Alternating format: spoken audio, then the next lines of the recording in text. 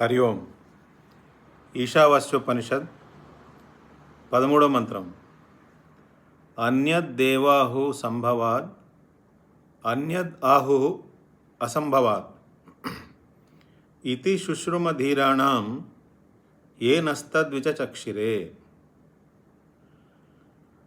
అన్యద్ ఏవాహు సంభవాత్ అన్యద్ ఆహు అసంభవాత్ అంటే సంభూతిని ఉపాసించేవాళ్ళు, అసంభూతిని ఉపాసించేవాళ్ళు వాళ్ళ వాళ్ళ ఫలితాలు వేరుగా ఉంటాయి. కేవలం సంభూతిని ఉపాసిస్తే ఫలితం ఒక రకంగా ఉంటుంది. కేవలం అసంభూతిని ఉపాసిస్తే ఫలం ఒక రకంగా ఉంటుంది. ఇది శుశ్రుమ ధీరాణం ఏ నస్తద్విచచక్షిరే. ఈ విధంగా ధీరాణం అంటే ఆ తత్వదర్శి లేదా బ్రహ్మజ్ఞానులు ఎవరైతే ఉన్నారో వాళ్ళే ధీరాణం. అలాంటి ధీరుల దగ్గర విధిపూర్వకంగా శుశ్రుమ అంటే విధిపూర్వకంగా విన్న విషయాలు. ఏ నస్తద్విచచక్షిరే. విచచక్షిరే అంటే విపులంగా మనకి చెప్పారు, మాకు చెప్పారు. అంటే ఆ తత్వదర్శి బ్రహ్మజ్ఞానుల దగ్గర, ధీరాణం అంటే ధీరుల దగ్గర మేము డీటెయిల్డ్గా విన్నాము. వాళ్ళు మాకు బాగా వివరించి చెప్పారు, అది మేము విన్నాము, అదే చెప్తున్నాం తప్పితే నేను సొంతంగా కొత్తగా ఏమీ చెప్పట్లేదు అని ఋషి ఇక్కడ తన చెప్పే మాటని తనది కాదు, ఇది పూర్వం ఋషులు చెప్పిందే అని ఆ గురు పరంపరని మన ముందు ఉంచుతున్నారన్నమాట. భగవద్గీతలో కూడా భగవంతుడు మనకి చెప్తున్నప్పటికీ ఆయన ఏదో కొత్తగా నేనేదో కొత్తగా చెప్తున్నాను అని అనుకోవద్దు. ఋషిభిర్ బహుధా గీతం, ఋషులు దీన్ని ముందే చెప్పారు, అదే నేను చెప్తున్నాను అని శ్రీకృష్ణ పరమాత్మే భగవద్గీతలో అర్జునుడికి చెప్పేటప్పుడు వాడిన పదం. అంటే ఏంటి? భగవంతుడు చెప్పినా ఋషులు చెప్పిందే చెప్తున్నారు. అంటే కొత్తగా ఏమీ చెప్పట్లేదు, ఉన్న జ్ఞానం గురు పరంపర ద్వారా ఏదైతే నడుస్తోందో అదే చెప్తున్నాము అంటున్నారు. ఇక్కడ కూడా ఈ మంత్రంలో ఇతి శుశ్రుమ ధీరాణం ఏ నస్తద్విచచక్షిరే. మేము ఈ విధంగా ఆ ధీరుల దగ్గర వాళ్ళు మాకు విపులంగా చెప్పినప్పుడు మేము విన్నాము అంటున్నారు. ఇప్పుడు ఏం విన్నారు? అన్యద్ ఏవాహు సంభవాత్ అన్యద్ ఆహు అసంభవాత్. సంభూతిం అంటే మనం కార్యబ్రహ్మం అనుకున్నాం, అసంభూతిం అంటే కారణబ్రహ్మం అనుకున్నాం. అంటే సగుణ సాకారాన్ని ఉపాసిస్తే ఎలా ఉంటుంది, కేవలం సగుణ సాకారాన్నే ఉపాసిస్తున్నాం ఎలా ఉంటుంది, ఫలితాలు ఎలా ఉంటాయి? కేవలం నిర్గుణ నిరాకారాన్నే ఉపాసిస్తున్నాం, ఫలితాలు ఎలా ఉంటాయి? ఇక్కడ ఏమంటున్నారంటే రెండింటి యొక్క ఫలితాలు వేరువేరుగా ఉంటాయి అంటున్నారు. ఇప్పుడు మనకి శ్రీమద్ భాగవతంలో భక్తుల యొక్క గ్రెడేషన్ చెప్తారు. ఎవరు చాలా నిమ్న స్థాయిలో ఉన్న భక్తులు, ఎవరు మధ్యస్థాయి భక్తులు, ఎవరు ఉత్తమోత్తమైనటువంటి భక్తులు. ఇందులో మొదటిది బాగా నిమ్న స్థాయిలో ఉన్న భక్తుడు ఎవరంటే, ఆ భక్తుడు ఏ ఫోటో పెట్టుకుని లేదా ఏ విగ్రహం పెట్టుకుని పూజ చేస్తున్నాడో, ఆరాధన చేస్తున్నాడో, ఆయనకి కేవలం ఆ ఫోటోలోనే లేదా ఆ విగ్రహంలోనే భగవంతుడు ఉన్నాడు, అక్కడే కనిపిస్తాడు, ఇంకెక్కడా కనిపించడు. అది చాలా లోయెస్ట్ క్యాడర్ అన్నమాట, నిమ్న స్థాయి భక్తి అది. అలాగే మధ్యస్థాయి భక్తులు ఎవరంటే,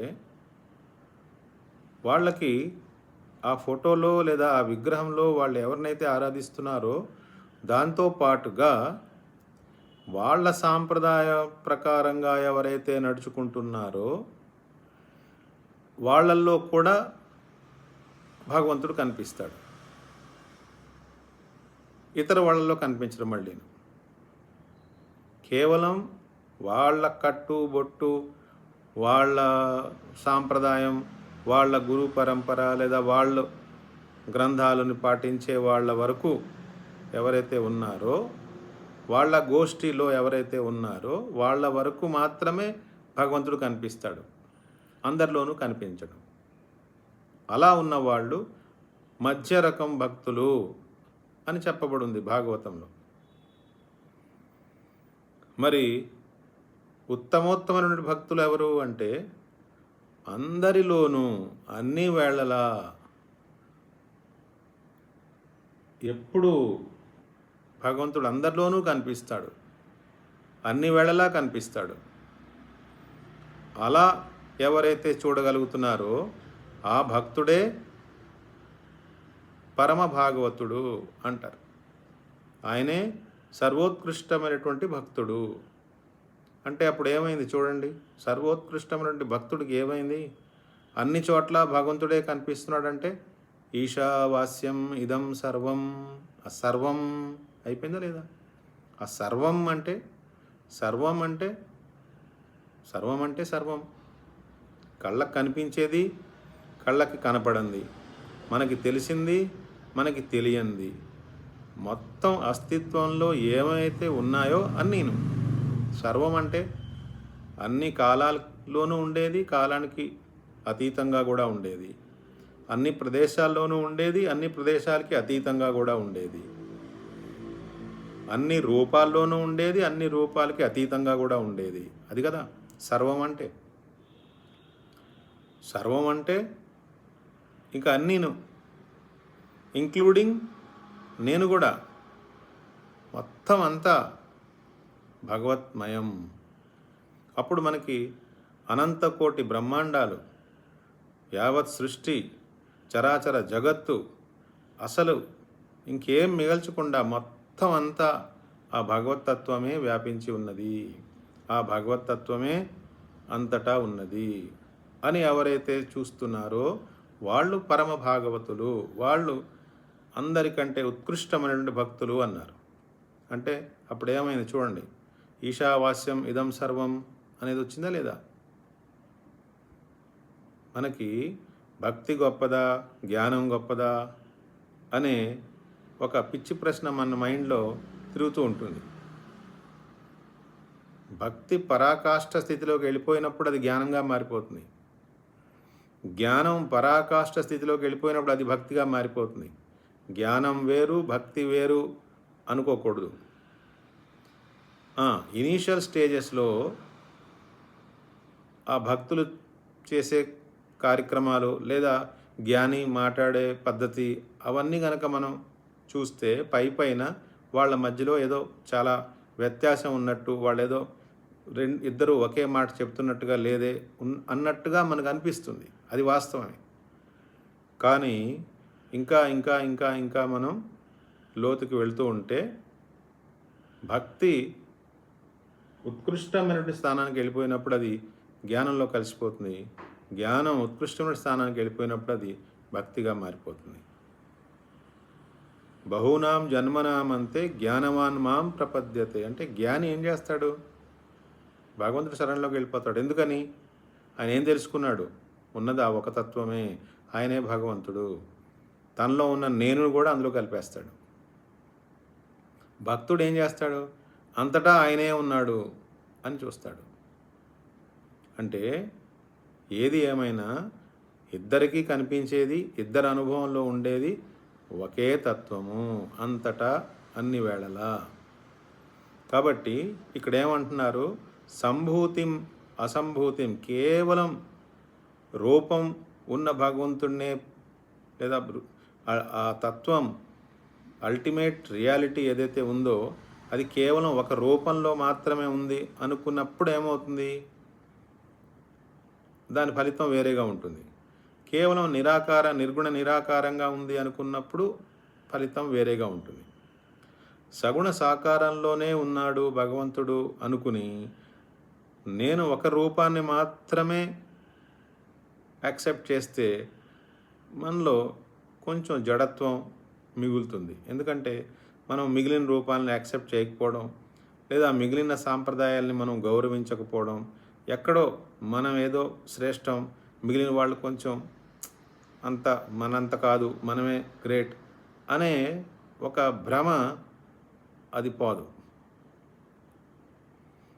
అలాగే కేవలం నిర్గుణ నిరాకారాన్నే పూజిస్తే ఆరాధిస్తే ఆ బుద్ధి కాస్త అస్తమాను తర్కం, అస్తమాను ఎదటి వాళ్ళని కించపరిచి మాట్లాడడం, లేకపోతే నేనే రైటు, మిగిలిన వాళ్ళు అబ్బాయి అసలు బుర్రా బుద్ధి ఏం వాడట్లేదు అని తర్కంలోకి లేదా ఎప్పుడు ఒక బౌద్ధిక క్రియలో పడిపోతారు. ఎందుకంటే ఆత్మతత్వం ఏదైతే ఉన్నదో అది మన అంతఃకరణాలకి అతీతంగా ఉన్నది. అంటే బుద్ధికి అతీతంగా ఉన్నది, మనసుకి అతీతంగా ఉన్నది. కాబట్టి బుద్ధికి అతీతంగా ఉన్నదాన్ని, మనసుకి అతీతంగా ఉన్నదాన్ని మనం తెలుసుకోవడానికి బుద్ధిని మనసుని విడిచిపెట్టాలి. బుద్ధినే పట్టుకుని వెళ్ళాడుతుంటే మనం ఆత్మతత్వంలో ఎలా ప్రవేశిస్తాము? కాబట్టి నిర్గుణ నిరాకారాన్ని మాత్రమే ఆరాధిస్తున్న వాళ్ళకి వచ్చే సమస్య ఏంటంటే వాళ్ళు చాలామంది బౌద్ధిక స్థాయి వరకు ఆగిపోతారు. కేవలం సగుణ సాకారాన్ని మాత్రమే పూజించే వాళ్ళు ఇమోషనల్గా మిగిలిపోతారు. కొన్నిసార్లు అయితే అంధవిశ్వాసంలోకో లేకపోతే ఇమోషనల్ వీక్నెస్లోకో వెళ్ళిపోతారు. అందుకనే ఈ రెండింటినీ సమన్వయం చేసుకోవాలి, ఏదో ఒకటే చేస్తే కుదరదు అనేది మన వేదిక్ కల్చర్లో ఉన్న రహస్యం అన్నమాట. అంటే భక్తి యోగం ద్వారా హృదయాన్ని పూర్తిగా స్వచ్ఛం చేసేసుకుని, జ్ఞానయోగం ద్వారా బుద్ధిని పూర్తిగా షార్ప్గా తయారు చేసేసుకుని, ఈ రెండింటిని సమన్వయం చేసుకున్నప్పుడు, అంటే హృదయాన్ని బుద్ధిని రెండింటిని సమన్వయం చేసుకున్నప్పుడు మనలో ఏ ఏకత్వం అయితే వచ్చిందో, అంటే ఆ హృదయం బుద్ధి ఇద్దరు వేరువేరుగా లేరు.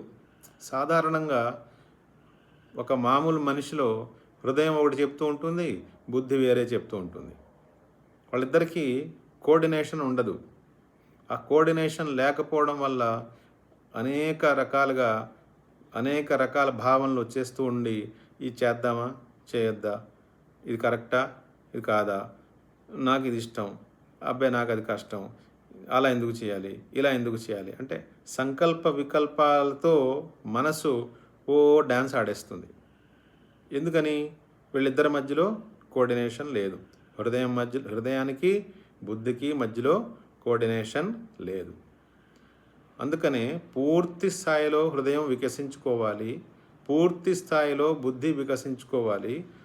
వాళ్ళిద్దరూ ఆ రెండు ఫ్యాకల్టీస్లా కాకుండా, ఇద్దరు వేరువేరులా కాకుండా, ఇద్దరూ ఒకే యూనిట్లా పనిచేయాలి. కాబట్టి ఏదో ఒకటే చేస్తానంటే కుదరదు. భక్తి చేయాలి, జ్ఞానము సంపాదించుకోవాలి. అప్పుడు ఈ రెండు ఎప్పుడైతే పరిపక్వ స్థాయికి వస్తాయో అప్పుడు మనకి ఆ ఆత్మతత్వం, బ్రహ్మతత్వం, ఆ ఈశ తత్వం అందులో మనం స్థిరపడడానికి మనకి ఈజీ అయిపోతుంది. లేకపోతే ఈ మనలో జరుగుతున్న అంతర్ద్వంద్వం వల్లనే మనం కిందకి దిగజారిపోతూ ఉంటాం. మనలో అంతర్ద్వంద్వం మొదలైందంటే ఏమవుతుంది? మనసు ఇంకా ఆగదు. ఒకటి తర్వాత ఒకటి, ఒకటి తర్వాత ఒకటి, ఒకటి తర్వాత ఒకటి ఏదో ఒక భావనలు, తలంపులు వచ్చేస్తూ ఉంటాయి. ఆ తలంపులు వెనకాలే సాక్షిగా ఉన్న ఆత్మని ఆ స్థితిలో మనం తెలుసుకోలేము. తెలుసుకున్న అందులో స్థిరంగా ఉండలేము. అంటే మనకి అల్టిమేట్గా రావాల్సిన బెనిఫిట్ ఏదైతే ఉందో అది రావట్లేదు. అంటే ఏమైంది? ఈ సంభూతిని లేదా అసంభూతిని వేరువేరుగా గనక మనం ఉపాసన చేస్తే, ఏదో ఒకదాన్నే చేస్తే, అప్పుడు మనకి రిక్వైర్డ్ లెవెల్లో, రిక్వైర్డ్ రేంజ్లో, అంటే రావాల్సినంత రీతిలో మనలో అభివృద్ధి రాదు, ఆధ్యాత్మిక అభివృద్ధి రాదు. అది ఇక్కడ ఈ మంత్రంలో మనకి చెప్పబడుతోంది. అన్యద్ దేవాహుర్ సంభవాత్ అన్యద్ ఆహుర్ అసంభవాత్ ఇతి శుశ్రుమధీరాణం ఏనస్తద్విచ చక్షిరే. హరి ఓం.